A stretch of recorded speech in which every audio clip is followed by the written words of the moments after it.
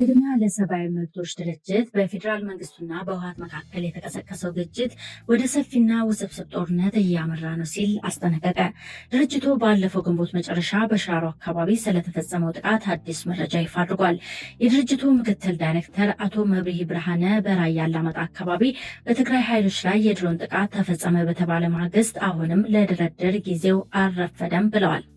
ከአንድ ወር በፊት ሰኔ አካባቢ ወይም ግንቦት መጨረሻ ይመስለኛል በሽራሮ በነበረው የድሮን ጥቃት ወደ 30 የሚሆኑ ታጣቂዎች ናቸው ተብለው የሚታመኑ ሰዎች እንደሞቱ እና እነዚህ ሰዎች ደግሞ በመድኃኔዓለም ቤተክርስቲያን እንደተቀበሩ ነው። እንግዲህ በትግራይ ኃይሎችና በፌዴራል መንግስቱ እንደዚህ አይነት ግጭቶች ቆዩ። እርስዎ የሚያነሱት ከሽራሮ ጀምሮ ጸለምት የሚባሉ አካባቢዎች ላይ ነበር። አሁን ሰሞኑን ደግሞ ሸረሪናና ራያ አካባቢ ተመሳሳይ ግጭቶች እየሰማን ነው እና እነዚህ ግጭቶች ነጠላ ግጭቶች ናቸው ወይስ ወደ ሰፊ ግጭት ሊወስዱ የሚችሉ ናቸው? እንዴት ነው የእናንተ ግምገማ? ምንድን ነው የሚያሳያቸው? ትንንሽ የሚመስሉ ግጭቶች ወደ ፉል ስኬል ወይም ደግሞ ሙሉ በሙሉ ወደ ጦርነት ሊያስገቡ ስለሚችሉ ነው እኛም ስጋታችንን ለመግለጽ ያለውን ሁኔታ በተለይ ከሰብአዊ መብት አንጻር ለማየት የሞከርነው ማለት ነው። ስለዚህ እነዚህ ዝም ብለው ተራ የአንድ ቀን ወይ ተራ ምናምን ግጭት ተደርገው ሊወሰዱ የሚችሉ ሳይሆኑ ምክንያቱም የሚዲያ ፕሮፓጋንዳ አይተሽው ከሆነ በ2013 እና በ2014 ዓመተ ምህረት የነበረው አይነት የሚዲያ ፕሮፓጋንዳ ነው በሁለቱም አካላት እየተደረገ ያለው። የፌዴራል መንግስት በሚቆጣጠራቸውና ቅርበት ያላቸው ሚዲያዎች የሚገልጹት ይህንን ነው። በትግራይ በኩልም በተመሳሳይ በ2013 እና 14 የነበረ አይነት አንድም ሳይል ነው የሚዲያ የጦርነት ፕሮፓጋንዳ ነው እየተደረገ ያለውና እነዚህ ተራ ነገሮች ሳይሆኑ ሙሉ በሙሉ ወደ ፉል ስኬል ዋር ሊያድጉ የሚችሉ ስለሆነ ነው እኛ ስጋታችን ለመግለጽ የተገደልንበት ምክንያት ማለት ነው። በፌዴራል መንግስቱ የሚነሳው የትግራይ ኃይሎች ብቻቸው እንዳልሆኑ ከሌሎች አገር ውስጥም ውጭም ካሉ ኃይሎች ጋር በትብብር ለጦርነት እየተዘጋጁ ነው የሚል ነገር ይነሳል። በእናንተ እምነት ጦርነቱ ሌላ መልክ ይዞ ወይንም ሰፋ ያለ መልክ ሊኖረው ይችላል? በአሁነኛው ስጋታችሁ ምንድን ነው? ምን ያህል የሚያሰጋ ነው? ምንም እንኳን በሁለቱ አካላት መካከል ለጊዜው ቢመስልም ወደፊት ሌሎች በቀጠና የተለያየ ፍላጎት ያላቸው ኃይሎች አሉ። ስለዚህ እነዛ ኃይሎች የውስጥም የውጭም ሊሳተፉበት ስለሚችሉ ይሄ ከሆነ ደግሞ በ2013 እና በ2014 ያየነው ሰፊ የሆነ የሰብአዊ መብት ጥሰት የሚያስከትል እልቂት የሚያስከትል ስለሚሆን ከወዲሁ ይሄ ከመሆኑ በፊት ዓለም አቀፍ የሚመለከታቸው አደራዳሪ አካላት እንደዚሁ ደግሞ ያገባናል የሚሉ አካላት የራሳቸው የሆነ አስተዋጽኦ እንዲያደርጉ ነው። አሁን እንደዚህ አይነት ግጭቶችን እያስተዋልን ባለንበት በዚህ ጊዜ ለንግግር ጊዜው አልረፈደም? እንዲያውም አሁን ነው ዋናው ጊዜው ብለን ነው የምናምነው። ምክንያቱም እነዚህ በሁለቱ መካከል የሚደረጉት ትንኮሳዎች ምን ያህል አሁን ባየነው አሁን ሸራሮ ላይ በነበረው ምን ያህል ሰው ነው የተጎዳው ገልጸናል እና ወደ ሙሉ እንትን የሚያልቅ ከሆነ ደግሞ በተለይ በሲቪል ሰዎች ላይ ሊደርስ የሚችለው ጉዳት በእጅጉ ከባድ ስለሚሆን እና የተወሳሰበ ሊሄድ ስለሚችል አሁንም ለድርድር እና ለፖለቲካ ንግግር ምንም የረፈደ አይደለም። በፊንቴክ ኢንቨስትመንት ተፈጽሟል በተባለው የማጭበርበር ወንጀል የተከሰሱት አርቲስቶችና ታዋቂ ሰዎች በዋስትና ከተፈቱ በኋላ በዩቲዩብ የሰጡት ቃለመጠይቅ ህጋዊ ነው ወይስ አይደለም የሚለው አነጋጋሪ ሆኗል። ፍርድ ቤቱ ቃለመጠይቁ ከዩቲዩብ እንዲወርድ ትዕዛዝ ሰጥቷል። ለመሆኑ ተከሳሾች በፍርድ ቤት ስለተያዘ ጉዳይ ሚዲያ ላይ ማብራሪያ መስጠት ይችላሉ? ተከታዩ ዘገባ ለዚህ ምላሽ አለው። በፊንቴክ ኢንቨስትመንት ተፈጽመዋል በተባለው የማጭበርበር ወንጀል የተከሰሱት አርቲስቶችና ታዋቂ ሰዎች በዋስትና ከተፈቱ በኋላ ስለቀረበባቸው ክስ የሰጡት ቃለ መጠይቅ ከዩቲዩብ እንዲወርድ የፌዴራሉ ከፍተኛ ፍርድ ቤት አዟል። ጉዳዩን የያዘው አቃቢ ህግም ከ400 ሺህ እስከ 500 ሺህ ብር በሚደርስ የገንዘብ ዋስትና ከእስር ተፈተው የነበሩት ታዋቂ ግለሰቦች ዋስትናቸው ተሽሮ ወደ ማረሚያ ቤት እንዲመለሱ ጠይቋል። ባለፈው ሳምንት ነሐሴ 1 የዋለው ችሎት በበኩሉ ለስድስቱ ተከሳሾች ከባድ ማስጠንቀቂያ በመስጠት አልፏቸዋል። አርቲስቶቹ ሰራዊት ፍቅሬ፣ ገረም ደጀኔ፣ ሰለሞን ቦጋለና ዳንኤል ተገኘን ጨምሮ በዋስትና ተፈተው የነበሩትን ተከሳሾች ለዚህ ማስጠንቀቂያ የዳረጋቸው ክሱን በተመለከተ በጋራ የሰጡት ቃለ መጠይቅ ነው። እግረኛው ሚዲያ በተሰኘ የበይነመረብ መገናኛ ብዙሃን ላይ በሁለት ክፍል የተላለፈው ቃለ መጠይቅ በድምሩ ከግማሽ ሚሊዮን በላይ እይታ አግኝቷል።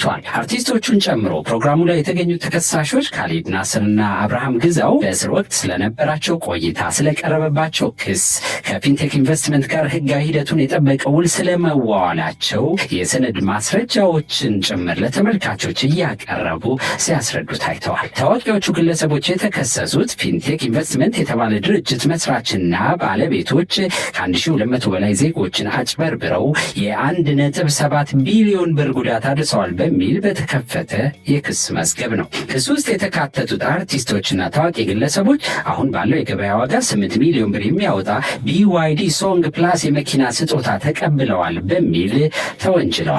ከዚሁ ጋር በተያያዘ መጋቢት ላይ በቁጥጥር ስር የዋሉት ተከሳሾች በገንዘብ ዋስትና የተለቀቁት ግንቦት ላይ ነበር። ከዚህ በኋላ የሰጡት ቃለ መጠይቅ ውሳኔ ባልተሰጠበት ጉዳይ ላይ በሚዲያ ቀርቦ ማብራሪያ መስጠት ይቻላል ወይ የሚለው በማህበራዊ ሚዲያ ላይ የጦፈ ክርክር አስነስቷል። ቃለ መጠይቁን የተቃወመው አቃቤ ሕግ ለፌዴራል ከፍተኛ ፍርድ ቤት ልደታ ምድብ ሁለተኛ የልዩ ወንጀል ችሎት አቤቱታ ማቅረቡን የተከሳሾቹ ጠበቃ አበባው አበበ ለቢቢሲ ተናግረዋል። ጠበቃ አበባው ለባልደረባዬ ሙሉጌታ በላይ እንደነገሩት ከሆነ ክስተቱን ተከትሎ አቃቢ ሕግ የጠየቀው ተከሳሾች ችሎት ተጠርተው ጥፋቱን ለምን እንደፈጸሙ ሀሳባቸውን ሰጥተው በወንጀል ሕግ አንቀጽ 457 በቀጥታ እንዲቀጡ እንዲወሰን ነበር።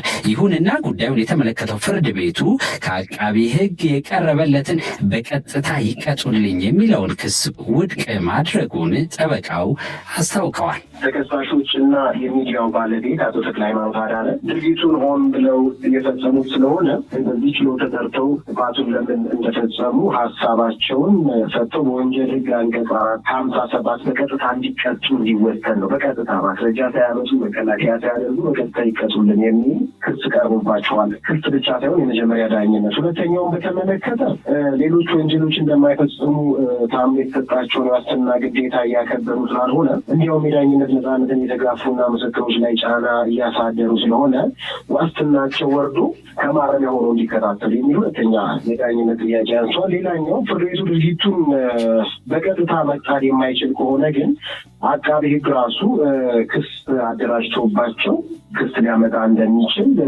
ያን እንዳለ ሆኖ ደግሞ ቀድሞ የተላለፉት የሚዲያው ላይ የተጫኑት ሁለቱም ክፍሎች እንዲወርዱ የሚል ክስ አምጥቶ ነበረ። ፍርድ ቤቱ ምንድን ነው የወሰነው? እንዲቀጡ በወንጀል ሕጉ 457 የሚለውን በተመለከተ በቀጥታ የሚቀጡበት አግባብ የለም። ራሳቸውን ዲፌንድ የማድረግ መንግስታዊ መብትን የመከላከል የወንጀል ስርዓት የሚፈቅደው ስለሆነ ስለዚህ በቀጥታ ይቀጡ የሚለውን አልፎታል።